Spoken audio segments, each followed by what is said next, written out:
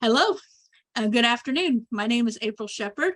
I am the current coordinator of the Social Responsibilities Roundtable of ALA, and we are proud to present paying better attention to Indigenous communities as part of our third annual Afternoon of Social Justice event. Before we begin, I just have a couple of housekeeping items I just want to go over real quick. First, this session has been closed captioned, so you can view the subtitles or as a transcript in the side window. Please use the Q&A feature for content questions for the presenters. In this case, it's going to be Kale. We will track the questions and he will address them at the end of the presentation. Please use the chat feature for comments and resource sharing. The chat is primarily to engage with other attendees. If you have any technical difficulties during the session, please send a message directly to the host or the panelists, and we will try and assist you. We will not be using the raise hand feature today. And finally, you should have received a prompt, but in case you haven't, we are recording the session. So now to our presenters. We have two presenters. Our first one's going to be Carlene Delarele Lai. She is an information services librarian at Quahog University at the University of British Columbia. She is not able to be with us live, but she has recorded her session for us. And at the end of her session, she does have her contact information if you want to ask her questions directly. Kale Moffat is an information literacy librarian at St. Martin's University. He will be presenting live, so he's with us now, and he will be able to answer questions afterwards.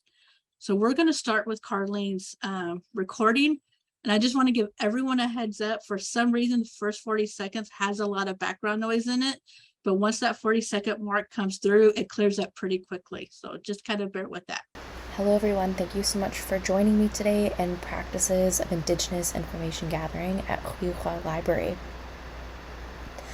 This recording is actually being done in the past at the end of July. By the time that it reaches you, I'm probably on a flight either to San Francisco or Montana. So everybody wish me luck that I'm safe and don't get COVID in my travels. I just wanted to take a moment to say thank you to the organizers that were able to give me the flexibility to be able to send in a recording where I'm able to join and share with all of you folks in my absence, and my sincerest apologies for not being able to make it to the live session today.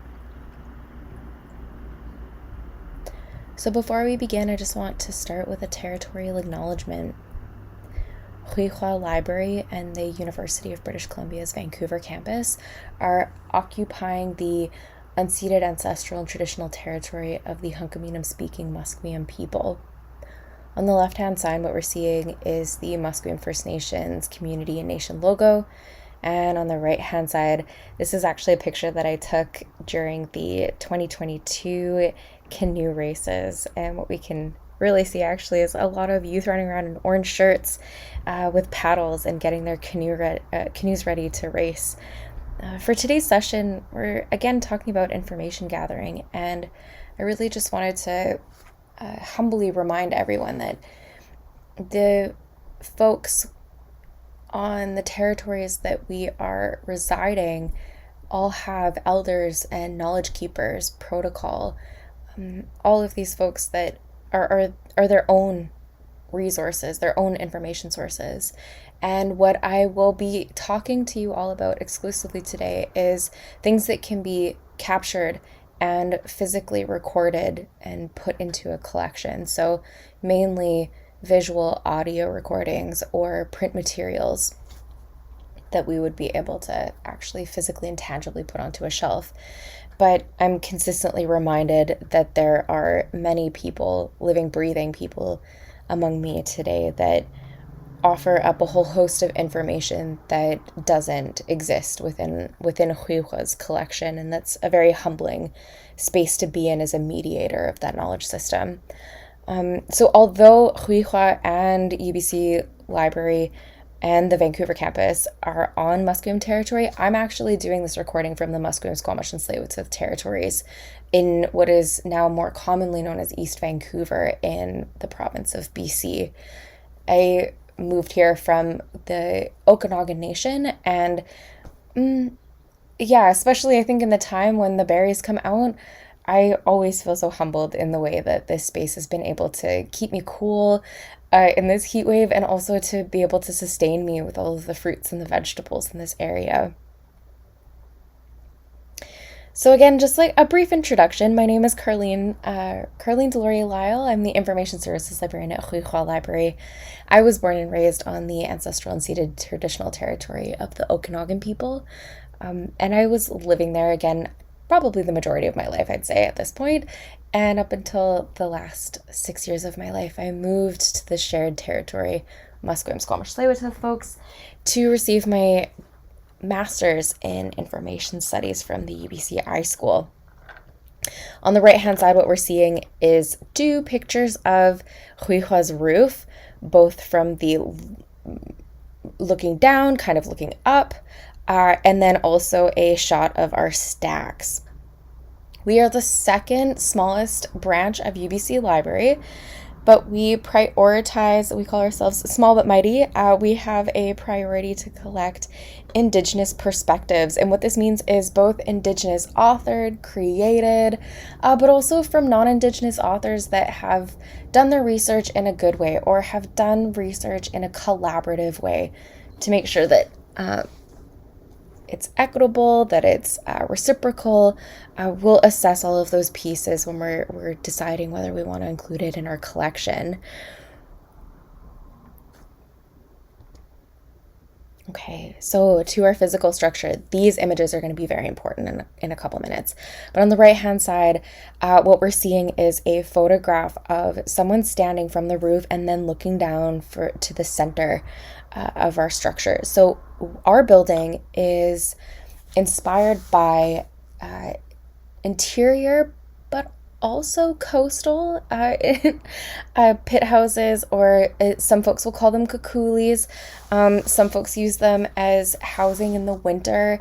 Some folks will use them for elderly or for folks that are not well, kind of a bit of like an underground health nursing station, right? And the middle, you'll notice, is hollow or empty.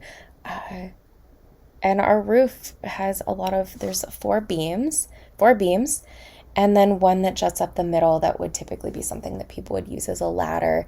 This would typically be enclosed, but in our modern design has been left exposed. So if folks can imagine a donut or a bagel, that's essentially what our shape is. And on the left-hand side, we have a blueprint or a bit of an aerial view to see that less than a quarter of our space is our physical collection. The other, well, if I don't include the special collections, so about a quarter of our branch is collections. The other spaces are bathrooms, offices, seminar rooms, our instruction room as well.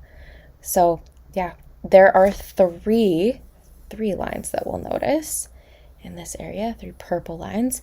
And this is important just to kind of understand.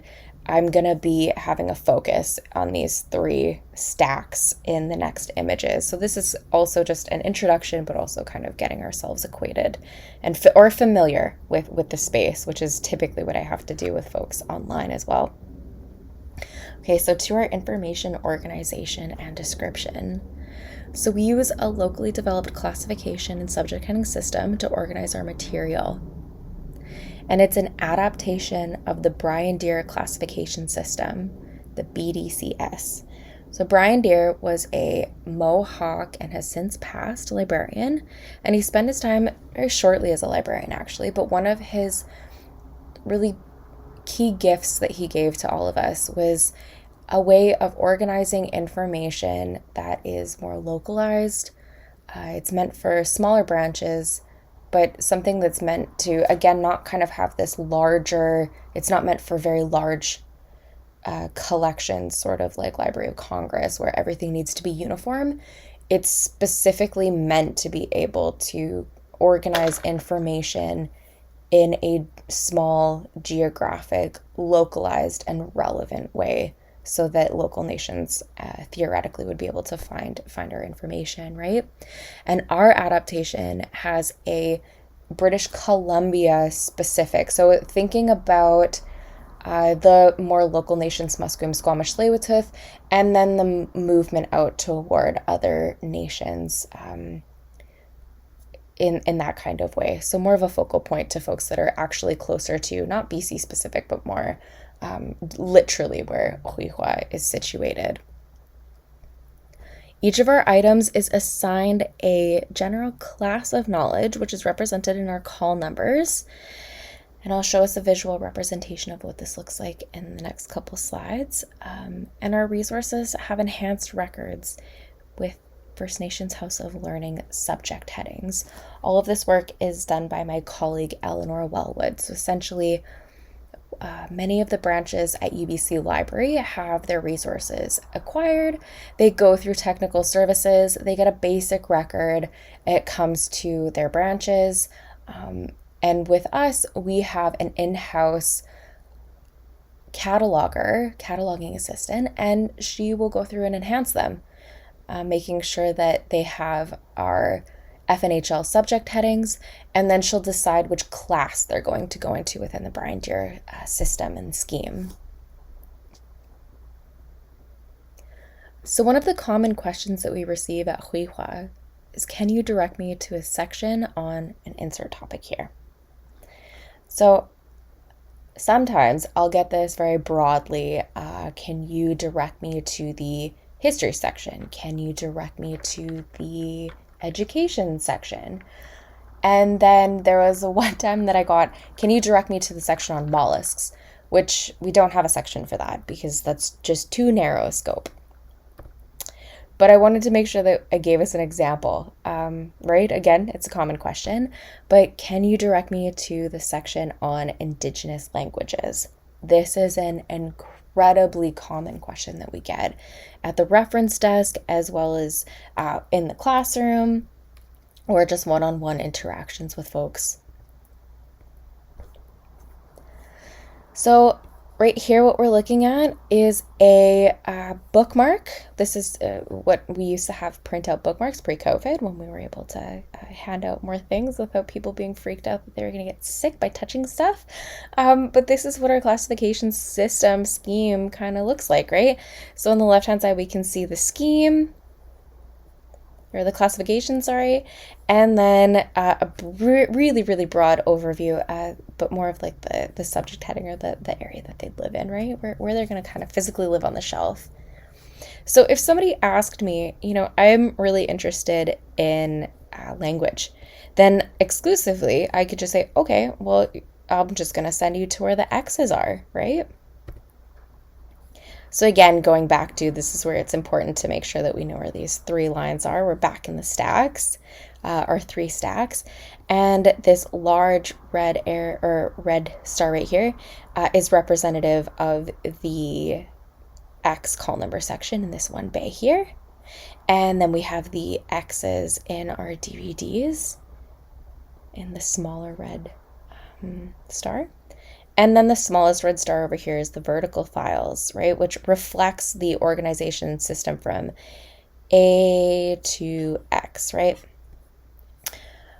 And on the right-hand side, what we can see is just a visual representation of how many resources I would essentially be sending people to. So out of the three lines, the three purple stacks here, both are completely covered on both sides with resources. I would be really limiting them to just about approximately 2 bays worth, plus 1 drawer of the vertical files, give or take. And I really think that I'm being generous here.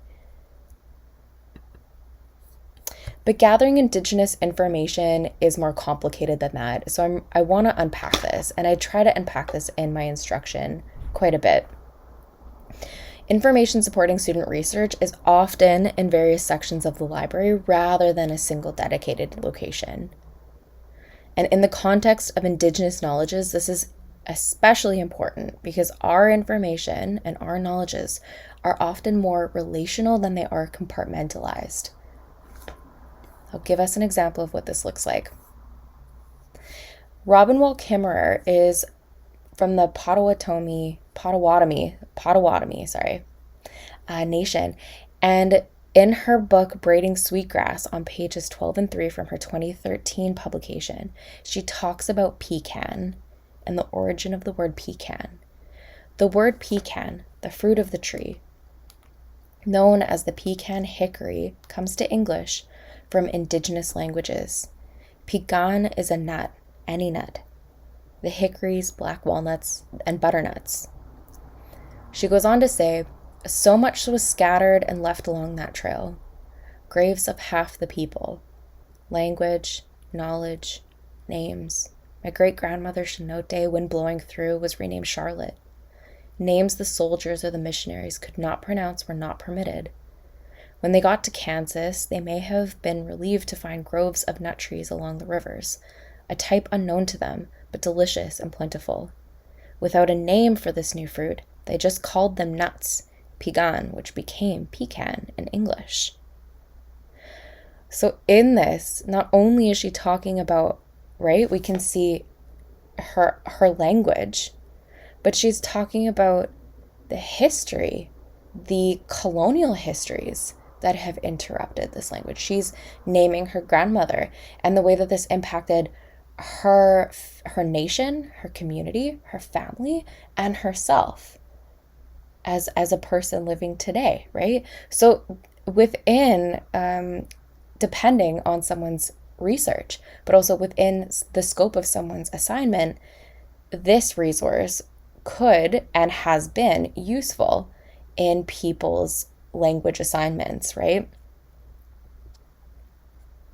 But when I look at, so on the left-hand side, what we're seeing here is the catalog record for Braiding Sweetgrass. We've got the basics, the title, author, that it's been published, right? Milkweed Editions, 2013, the permalink, etc.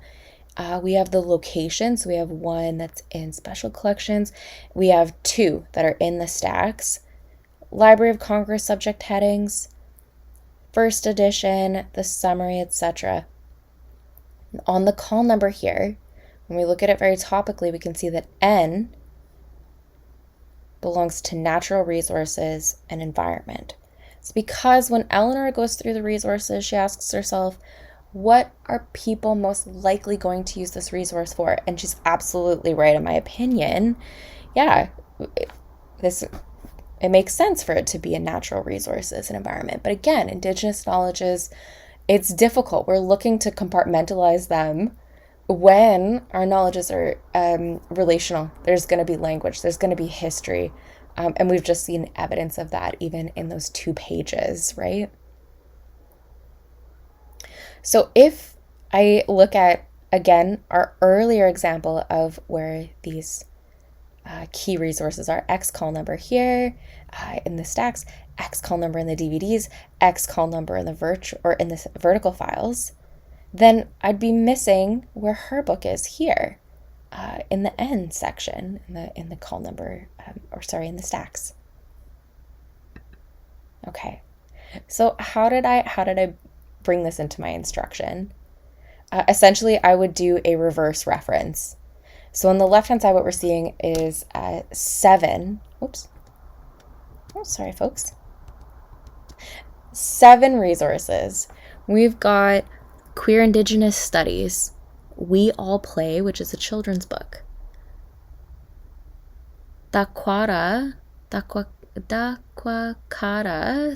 still learning here, Warriors by Cole Pauls, which is actually part of our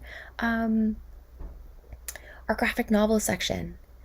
We have Shuswapmic People and Plants, research papers in Shuswap Ethnobotany, Lilwat World of Charlie Mack, Sami Education, and Braiding Sweetgrass. So what I'll do is I'll actually pull these resources physically from the stacks and I'll put them in the classroom. And the students will come in, we'll get settled with our tea and our coffee and all that. And then I'll ask them, within the text, what are you finding related to, and in this case, language? How might this be useful for your assignment? What are the limitations of the resource? What is missing? or what do we want to know more about that is not covered in the text?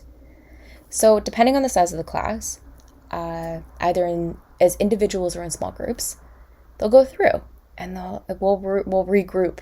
Okay, group 1, group 2, what did you see? What did you see? And they'll share. Well, I saw this phrase, or I saw this sentence, or I saw this here. This could be useful. Someone's studying Hunkaminam, they might use this. If they're studying Anishinaabemowin, they might see this phrase here, so on, right? And then we'll discuss. And then I'll say, okay, so if you look at the spine and you just, right, let's just ignore everything. Well, let's just pay attention to the top level here. But if you look at the spine here, what's the call number? So E, we have education. N, natural resources. PZ, two-spirit and indigiqueer studies. SN, nutrition and ethnobotany. XBP, Tachone language. YUA, primary literature. And this one has no call number because Eleanor is not a machine, she's a person, so it takes her time to go through each of these resources, assign FNHL subject headings, and then figure out where she's going to put it within the classification and the call numbers. All of that takes time, but they have a barcode. So in the meantime, folks are able to still take the books out and we organize them alphabetically. But if I sent them to the X call number section, they'd completely miss all of these resources related to languages that just haven't been and had an enhanced catalog, right? And then what I'll do is I'll ask each of the groups or people to take their resources and to reshelve them. Just go and leave them a little bit out of the shelf because I get it. If you're not used to reshelving, sometimes they get kind of messy, but that's fine. So just leave them a little bit pulled out, but still go to where you think that they should go. And we all can kind of get at this point in university, the alphabet, right? And then look at one another and see how far you are, right? So each one of them realizes the importance of the resource that they're holding, that they've been sitting with for the last hour or so in language work, and they can see how far they are. So if I'd only sent them to these red, they'd be missing so much. So how did I get this into a virtual setting? Well, first of all, we were closed from COVID, just like everybody else, because we were trying to make sure that we're all safe. Second, the Longhouse, which is next to us, we're half of the First Nations House of Learning is the library, and the other half is a Longhouse. And the Longhouse was under construction, which was right next to our offices, so we were displaced because of the jackhammering. And then very wonderfully, because of the snow, a tremendous amount of rain, and because of water from the construction, we flooded. Half of us flooded, so we had to go through a renovation. We have been closed for a long time and should be open this September 2022. So how was I able to adapt this to an online environment? Right? So again, using these same 7 resources, how was I able to kind of use some of these, right? And the answer is simple. I used our e-resources. These were our best friends during COVID. I tried to make sure that if I was going to be using examples of how we were going to do something similar, that people would be able to compare, right? So out of 1, 2, 3, 4 records, they were able to see the online record. Within the online record, we could conduct in-text searches to look for language, evidence of language. Not only in this instance, we would be able to compare them to a Huihua record that has our FNHL subject headings and call numbers, but this was an opportunity to compare it to other branches as well. So right here, what we're seeing again, braiding sweetgrass and call number, and I gave them just an online PDF, and I said, imagine the stacks are organized, again, call number alphabetical, and if you're finding something in the P's or the B's, imagine how far that is from X. Don't limit yourself. This became an extra step. It wasn't what I was used to. I was used to just being able to put the resources out. Let's kind of get in the stacks, and then we'll do a follow-up session if you have further questions. But again, it was an opportunity. It was an opportunity for folks to realize, wow, okay, this is how we use It was an opportunity to say this is how we use UBC Library's subscription to summon our discovery layer. It's an opportunity for folks to see how other libraries are categorizing their information. How does it compare to ours as well? So it was a lot, but I think that with anything that's worth doing, it is always a bit of extra work. So unfortunately, folks, I am so sorry. I am not going to be able to do a live Q&A with you because I'm somewhere in the United States. But please feel free to get in touch with me at carlene.delorier-lyle@ubc.ca. I'm really looking forward to anybody that wants to chat about this, get in touch, and talk about how we can adapt instruction. Yeah. Okay, thank you so much, folks, for having me today, and I hope that you got something out of this presentation. Again, so sorry for being able or for missing you, folks, but I hope to hear from some of you. Okay, thank you. Miigwech. Right. So first of all, apologies for the sound at the very beginning. That was on our end. We had a setting that was not clicked right, but we fixed it. We will try to get everyone access to the full recording with full sound. That may be a separate from from this recording, because I think we probably want to keep the recording intact. And now Kayla's going to talk about desettling. So on to you. All righty. Thank you very much, April. My name is Kel Moffat. I'm Information Literacy Librarian at St. Martin's University in what is now called Lacey, Washington. Let me just say that I'm very humbled and grateful to be able to present to you today. I'll go ahead and share my screen here.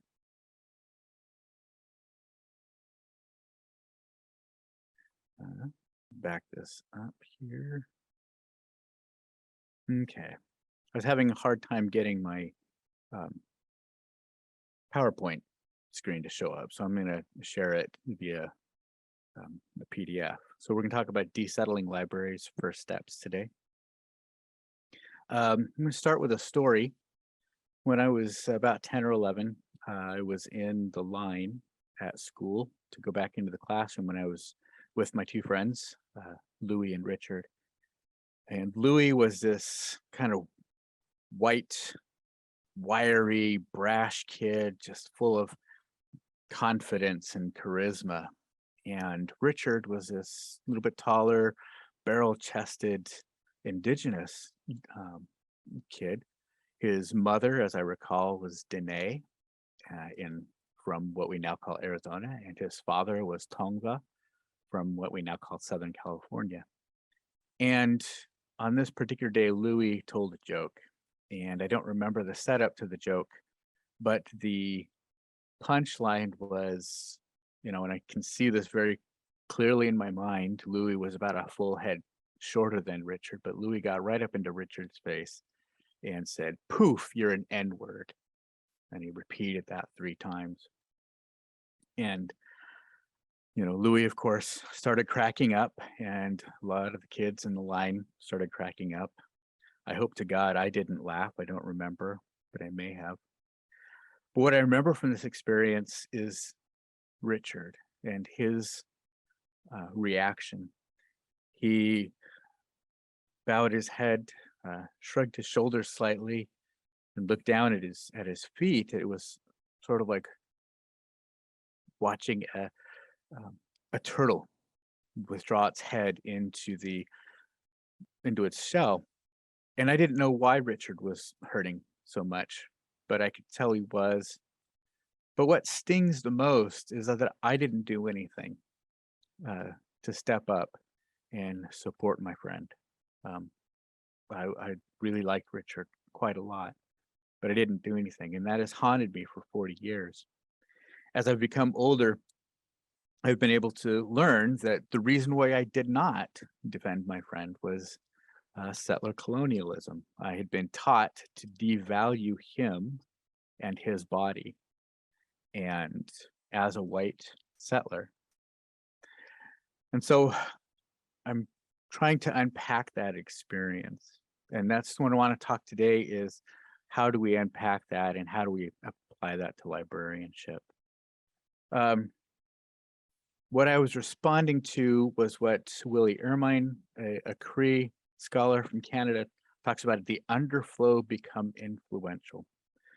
We are shaped by powerful narratives about Indigenous and non-Indigenous peoples and our relations. Before I get started, I want to acknowledge that St. Martin's University is on the traditional lands of the Squally Absh, or the Nisqually tribe. They have occupied these lands for thousands of years and been the stewards of the waters, the sky, and the plants. Their land was ceded very dubiously under the 1854 Medicine Creek Treaty. But for 168 years, despite settler colonial pressure, they have survived, they are growing, and they are actively engaged in tribal revitalization efforts. And the library, and in my position, I'm hoping to learn, hopefully supporting those efforts. Okay, so I want to start with a little bit of a problem here. This is a screenshot from an announcement on a webinar that happened last year: Decolonizing the Catalog, Anti-Racist Description Practices from Authority Records to Discovery Layers.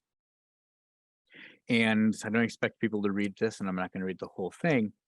But one of the things that's interesting is I've noted here how many times the terms African American experience or African American studies are referred to within the call. And I point this out. One thing to point out too is that nowhere in this description is there any reference to Indigenous peoples or communities. This is an example of what Tuck and Gang referred to as decolonization, being used as a metaphor. And this is a response that they wrote and published in response to the proliferation of decolonizing many different aspects of life. They point out that decolonization refers to a very specific set of social actions taken by Indigenous peoples that center their struggles, that center their existence. They talk about ways that the language has been applied to other situations. Then they mention, I pulled this quote: decolonization is not a swappable term for other things we want to do to improve our societies and schools. Decolonization does not have a synonym. And they're acknowledging that a lot of what gets referred to as decolonization are very good things. Referring back to the last slide, right? Including less racial bias in our cataloging standards and discovery layers is a good thing, but it's not decolonizing. They assert that misusing the term erases Indigenous peoples' struggles and sovereignty and recenters colonizers' experiences.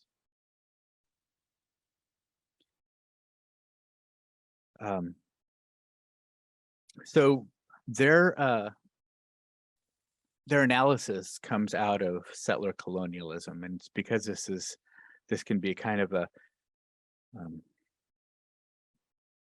kind of term that can slip around. I wanted to just really quickly encapsulate some of this, and I'm pulling from Patrick Wolf's Settler Colonialism and the Elimination of the Native, a very well-known piece.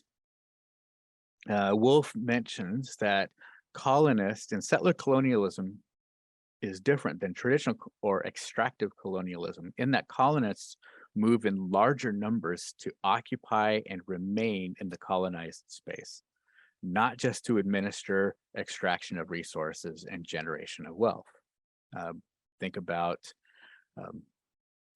European colonies in Africa. Europeans, except for the case of South Africa, Europeans did not move in large numbers to occupy.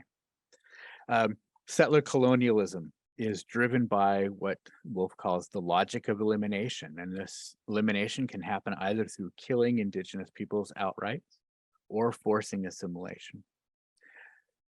And under this logic of elimination, indigenous cultures, life ways of knowing, etc., become erased, replaced, or absorbed by colonizing nation states.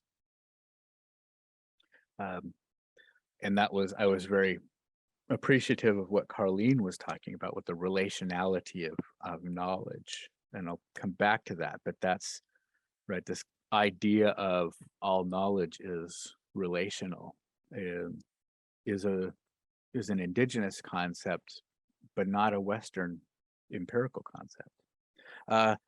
Next point, colonialism becomes the basis of social relationships and everyday structure and not a series of events in the past. Right? Think about US history as we learned it, right? We talk about the colonial era. And so sometimes that can give the impression that this is all past. Settler colonialism is not past, it is a present. And lastly, land becomes a commodity and a resource based. It gets divided from the very spiritual relationship between indigenous peoples and the land. Land becomes an object of transaction. I like to post this image. This is a pretty famous painting from the late 1800s by John Gass called American Progress.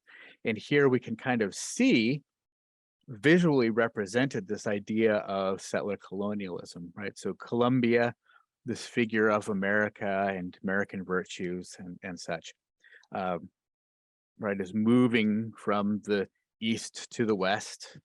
Behind her are all these tokens of civilization,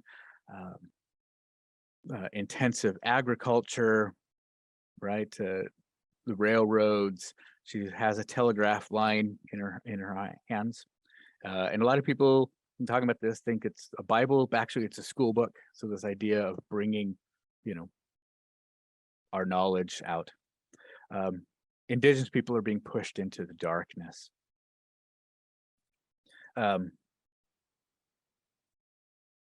I see a comment. There were a number of countries in Africa that were settled by Europeans, not just South Africa.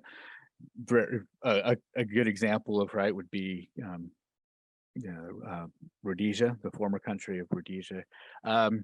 Yes, the difference between South Africa and other ones were that colonies in classic or extractive colonization, a smaller number of the population from the colonial center moves to the colony. Does that make sense? So yes, but it's also nation states, not, and that's political theory. That's going in a totally different direction. But I appreciate the comment, and your point is well taken. Okay. So this analysis of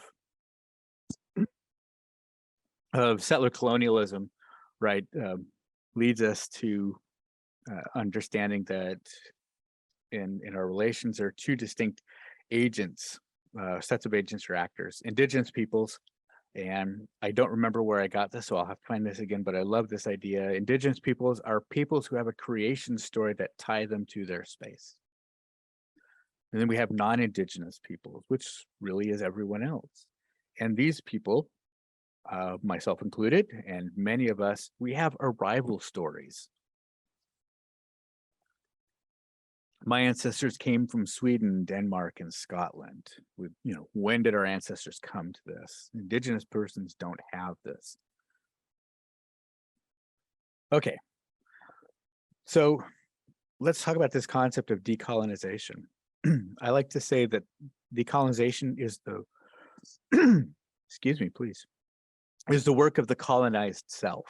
This is a photograph of Frans Fanon. He's one of the most influential theorists in this area, and he wrote that the need for decolonization exists in the consciousness and the lives of men and women who are colonized. And many Indigenous writers and activists. Now, I want to point out here that this is not accepted. This is a point of contention in many Indigenous communities. Some Indigenous persons and communities will say, well, it's fine for a white person to talk about them doing decolonization efforts. So I don't want to present this idea that that it's just that there's one notion out here, but this idea about decolonization as the work of Indigenous peoples is very pervasive in Indigenous communities. I mean, I've got several quotes here. I'm just going to share this one with you. This is from a very well-known collection of essays called "For Indigenous Minds Only" by Wazia Tawin, Dakota Elder, and Michael Yellowbird, Sahanish, and Hadiasta, excuse me. Decolonization is the meaningful and active resistance to the forces of colonialism that perpetuate the subjugation and/or exploitation of our minds, bodies, and lands. We are not relegating ourselves to a status as victim, but rather we are actively working toward our own freedom to transform our lives and the world around us. I'm going to skip a couple other ones here. So key points from this literature about decolonization. Decolonization is the work of Indigenous peoples that centers them. Decolonization restores minds, bodies, and lands of Indigenous peoples. Decolonization is about reclaiming previous power, not being given power by others. I wish we had time to talk about treaty rights. A common misconception is treaty rights were given by the US government to tribes. No, those tribes were reserved by Indigenous peoples for themselves. And finally, decolonization is about recovering culture, life ways, sovereignty, land, etc. So this is a picture of myself and John Hopkins, member of the Crow Creek Sioux Nation. And John was a couple of years was working on his book, Indigenous Education for All. And we had a number of conversations about decolonization and such. And I posited this question. I said, I'd come across this language or this line of thinking that decolonization is the work of Indigenous peoples. And I'd also come across this concept of unsettling as a complementary work. But I told John, I'm not, as a settler who's coming into more consciousness about these issues, I find unsettling to be inadequate. Unsettling, right, often refers to an emotional state. A piece of news is unsettling. And what we need is greater. We need both the emotional aspect, we can't escape that, but we also need an active component.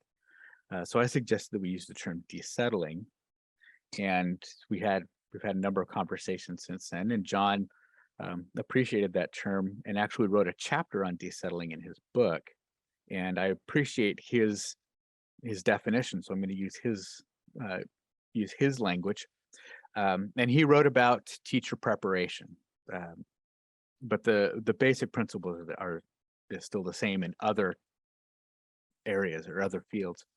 Desettling is a transformative learning process whereby the settler teacher candidates, by extension, settler librarians, learn to undo what settler colonialism has taught them about themselves and about Native peoples. So when talking aspects of desettling, and again, this is a model that is in process, but this is how I kind of define it. So learning the stories of the tribes on whose homelands we work and live. It's really important on whose lands we live and work. We need to think very locally about this work. Listen to tribes as they talk about their history, struggles, and triumphs. Many tribes, of course, have websites and newsletters. Are we paying attention to that? There is also Indigenous media, Native News Today, First Nations radio. these kinds of sources. And I wanted to try to get a list pulled together of possible sources like this and some extra readings. I haven't finished it yet, but I will have it ready to post in the follow-up to this page.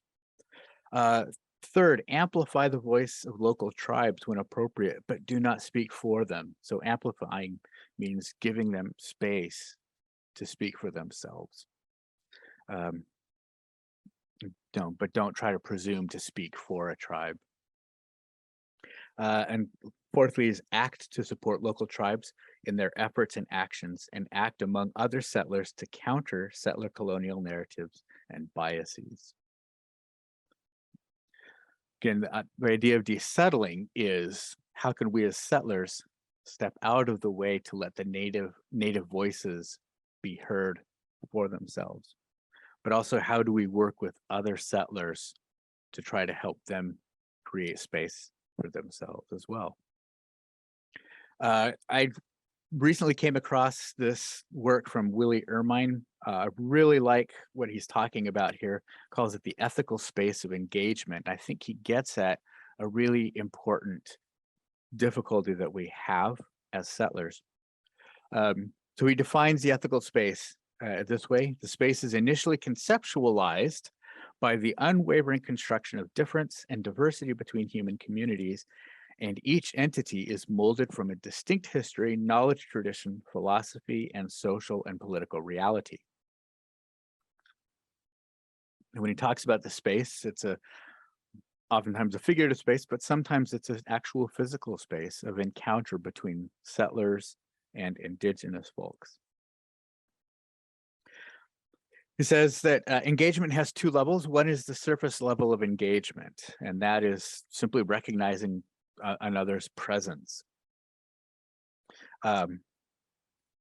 Thinking about, driving along the interstate and seeing signs, entering a reservation for a specific nation and such. Those are kind of surface level engagements. But then there's the deeper level engagement, or what Ermine called the underflow become influential. Referred back to that slide on with the picture of the river.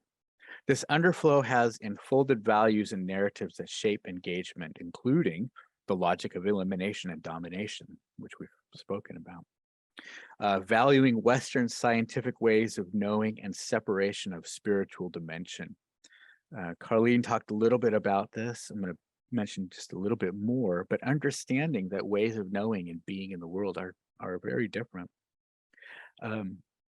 The underflow has unfolded into it institutional monoculture, or the assumption of universal social, economic, and political principles.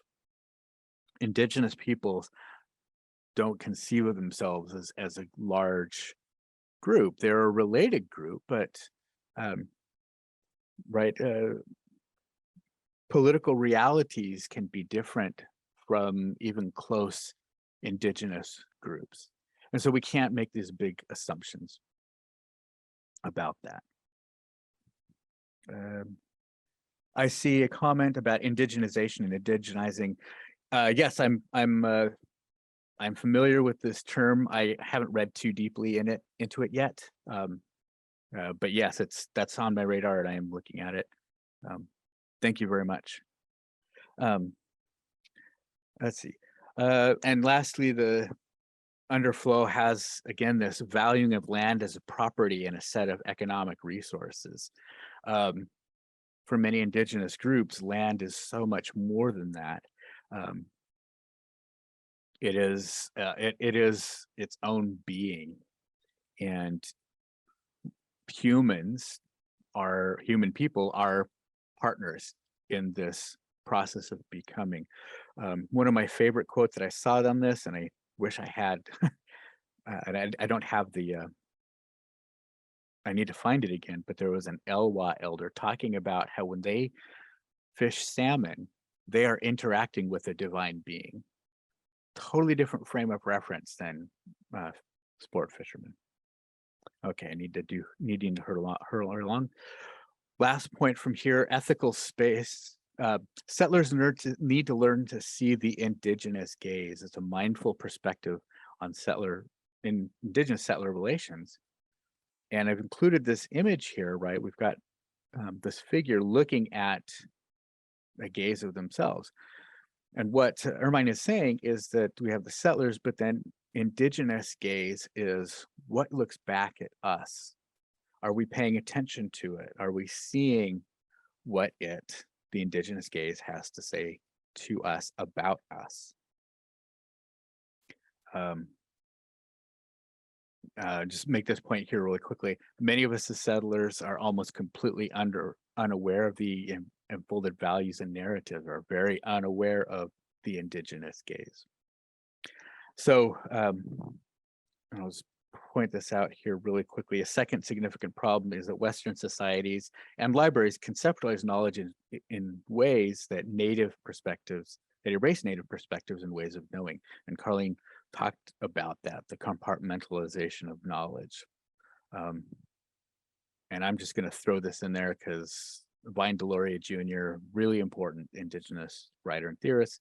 Indians consider their own individual experiences the accumulated wisdom of the community gathered by previous generations, their dreams, visions, and prophecies, and any information received from birds, animals, and plants as data that must be arranged, evaluated, and understood as a unified body of knowledge that grows over time and experience. And contrast that with Western science, which obtains these tiny snapshots to try to build a larger context. And so the very different approaches to knowledge. I just include this one here. I like this saying, this way of thinking about it. Indigenous knowledge differs from Western ways of knowing in that time and knowledge are cyclical versus linear, relational versus individual. Carlene talked a little bit about that relational aspect of knowledge, local versus universal, contextual versus decontextualized, oral versus literature, and so forth. There are other ways of knowing, and she kind of brings these down. Okay, so desettling libraries. I have, and I will I'll make this available. There's a set of desettling questions that John and I have talked about. Let me share this with y'all in a second so you can see it. This will be made available to y'all.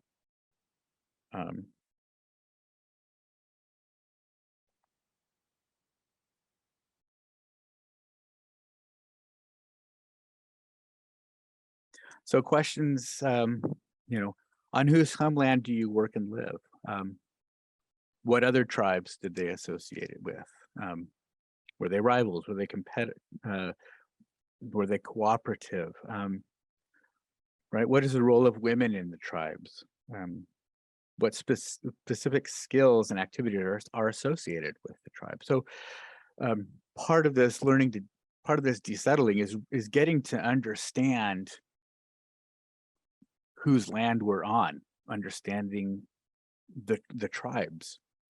And second part is, how has colonization affected them? When was their first encounter?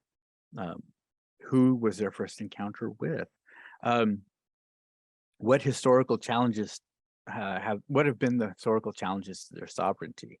And what are current challenges to tribal sovereignty? Here in the Pacific Northwest, we frequently have to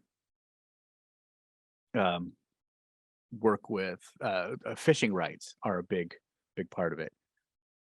And Mary, I see your comment. When I come back into the slide, I will put the link to this. Thank you for asking.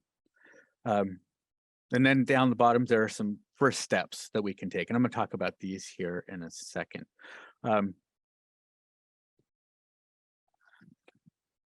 But again, getting to know the story of whose land we're on is really important. I'm just going to grab this link here really quickly.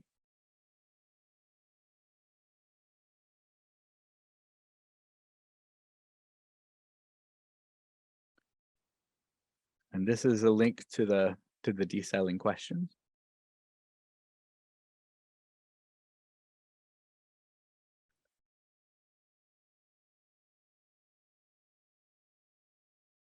Okay. These are down at the bottom of the desettling questions, but these are questions for libraries to look at institutionally.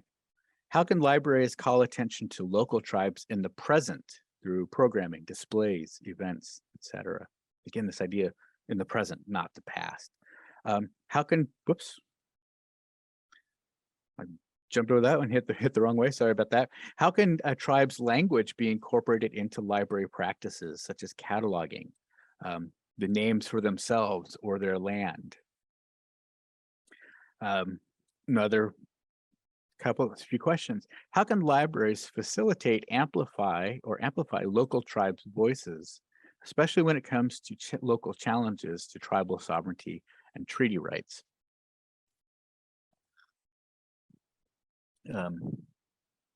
Right, next one. How can libraries promote or make way for Indigenous ways of knowing in their communities? And another question to ask, how can libraries support education about tribes or local cultural revival and land repatriation efforts? And I want to come back to this idea about paying attention in the present. Roxanne Dunbar Ortiz and Dina Delia Whitaker from the Colville Confederated Tribes, actually here in Washington, mentioned this in their collection, in their book called All the Real Indians Died Off and 20 Other Myths About Native Americans. National myths tell more about the non-Native mind than they do about Native peoples. And no myth about Native people is more pervasive, pernicious, or self-serving as the myth of the vanishing Native. And that's really one of the big problems many of us settlers have, is we have a sense that Indigenous peoples were there, are there, but we don't know much about them. And so the first steps in desettling is to really challenge ourselves and push ourselves to rectify that knowledge gap. So I want to talk a little bit about some of the things we're doing at St. Martin's University to try to push ourselves in desettling. I was really glad that Carlene mentioned Brian Deere's classification scheme. This is, I'm not a cataloger, so I don't know this very well. I've read about it, encountered it. One of the things that I got from his work was including the tribal names for themselves. What do tribes call themselves? Right. So Squali Apsh is what the Nisqually, how they think of themselves. And this is their language for themselves with diacritical markers. We're looking at how to get those into MARC records. I'm working with the cataloging librarian and we figure we know how to do it. She's just checking on procedure. That. Another thing we've done is we've co-hosted events that call attention to current tribal concerns. For example, we've hosted several showings of a documentary called Promised Land, which talks about the Duwamish and Chinook Nation struggles for recognition. So this is in real time. And one time we were fortunate enough and honored to have tribal elders from both tribes come and speak about what's been happening since the documentary was made and fill us in on a little bit more talking about the efforts. In another time in Washington State, there is, it's called Since Time Immemorial, there's a required state curriculum on Indigenous education. And I'm working actually right now revising a research guide on this. The link is here. I can go ahead and put this in the chat.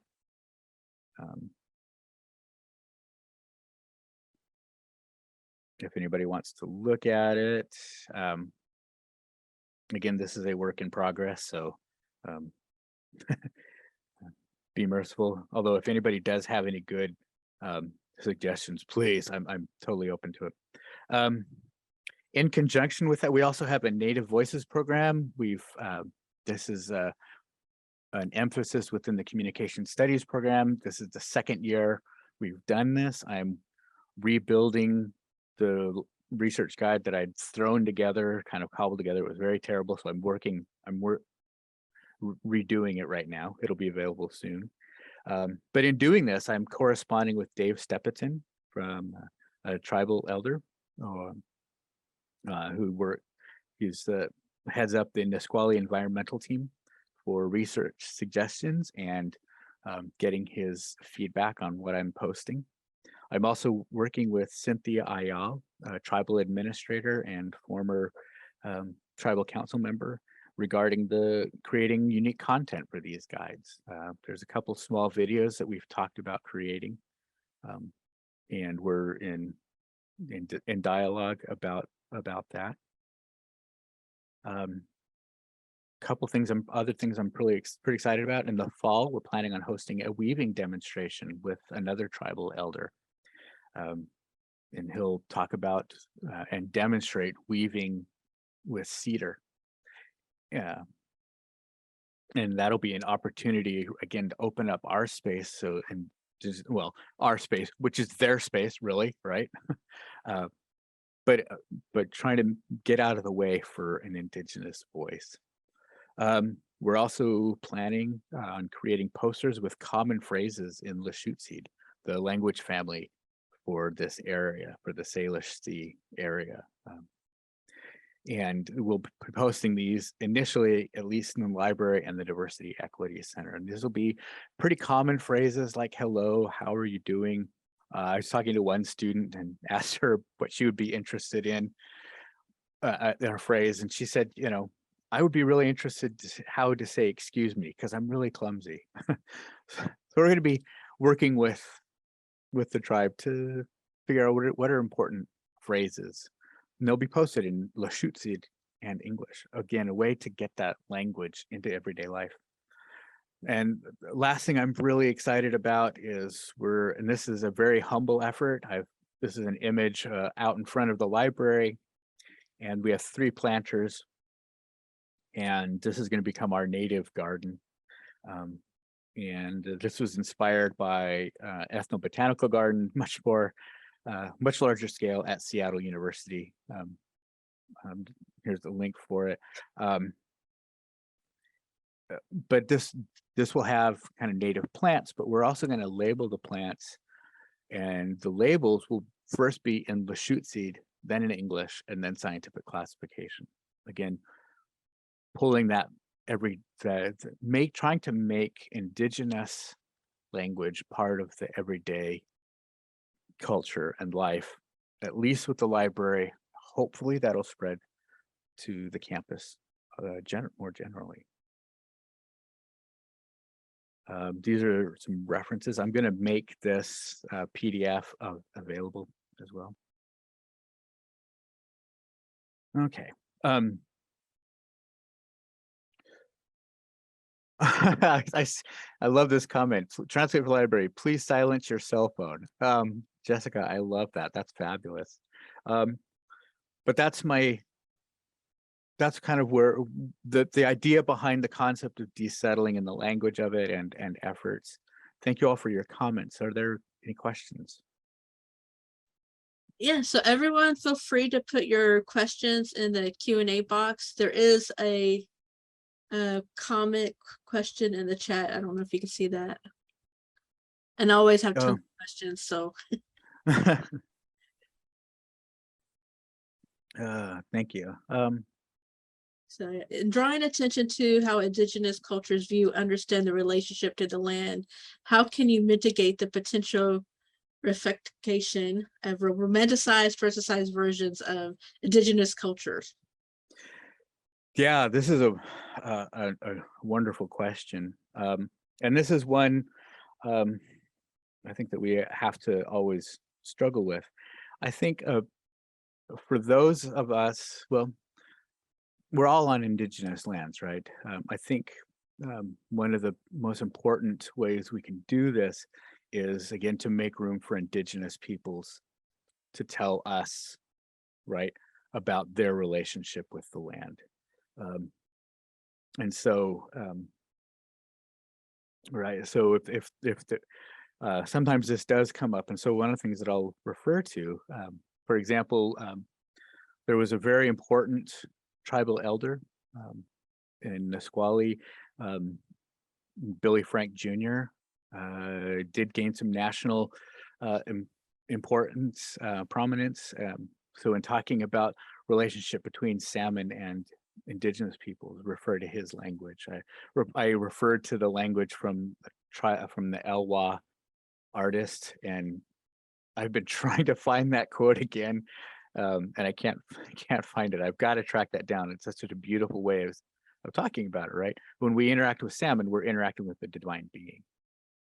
And so that's a way of, I think, mitigating romanticism is relying on the language of Indigenous peoples to talk about land.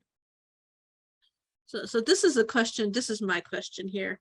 So I live in an area where obviously, there are Indigenous groups here, but they're not very visible. So how would someone in my position kind of start with this desettling process, and how do I develop those relationships with the tribes that might be involved in my area? Great question. One of the big things is a lot of tribes do have websites, both recognized and unrecognized tribes. And I don't have time to go into that. Recognized tribes refers to those tribes that are recognized by the federal government and have a treaty relationship with them.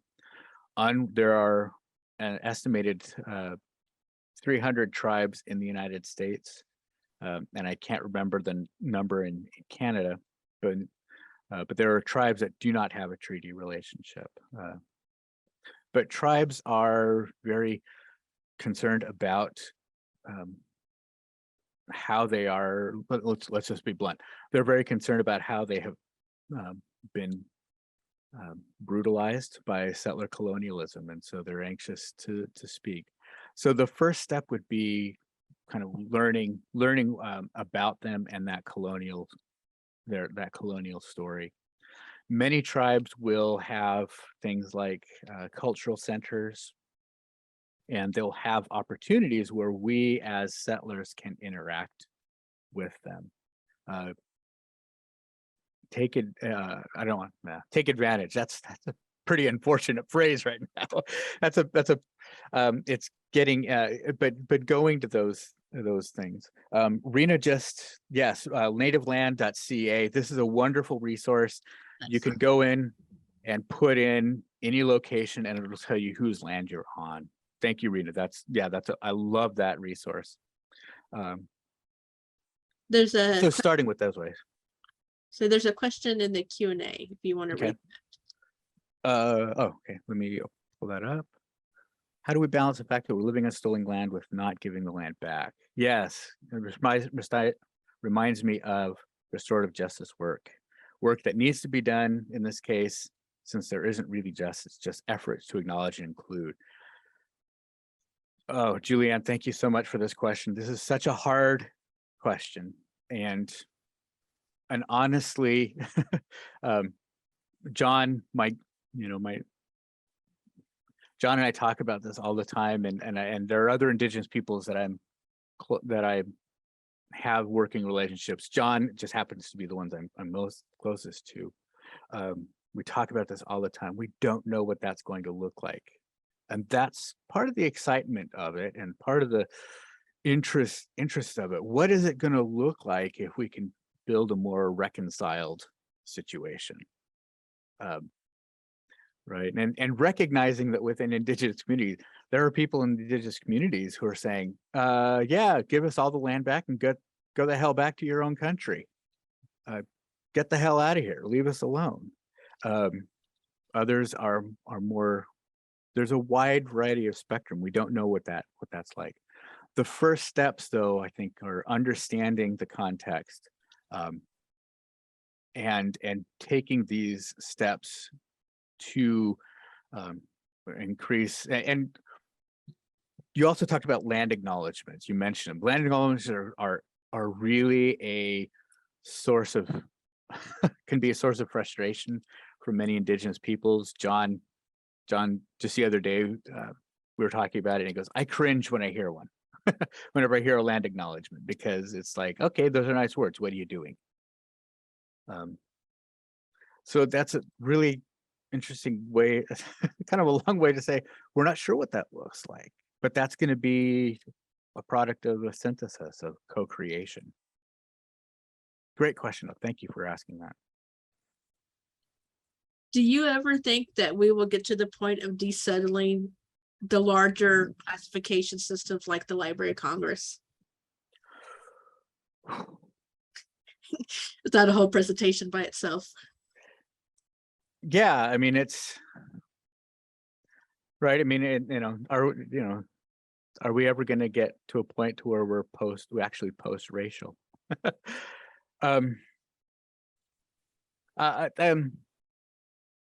I have to think personally, and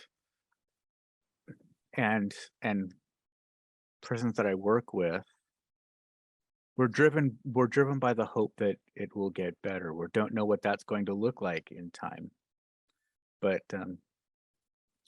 Tim Wise, he's an anti-racist scholar and writer. He writes, he says, we'll never get to the point to where we can take a vacation from anti-racist efforts, but there's redemption in the struggle. And I like that kind of idea, that the struggle itself has meaning and value. And right now, that's kind of where we are. All right, I think we have time for one last question. It's in the Q&A.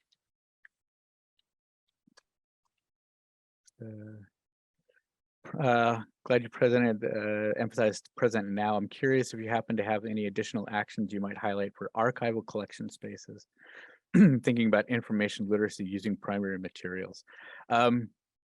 That's a great question, Laura. I've done some reading in archives. I'm not in archives and special collections myself.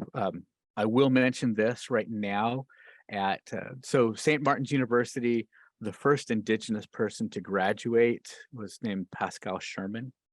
And I am working with, right now we have a part-time archivist and special collections librarian, but she and I are working to co-write kind of a biographical essay about Pascal Sherman.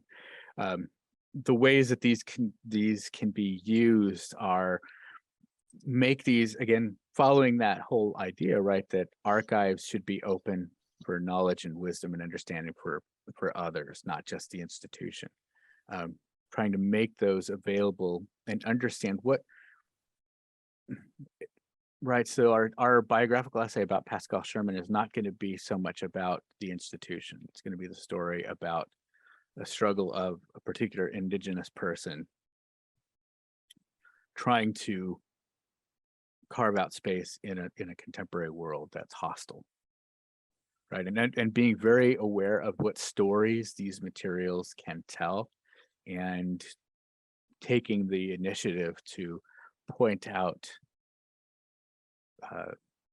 stories that are more consonant with Indigenous voices.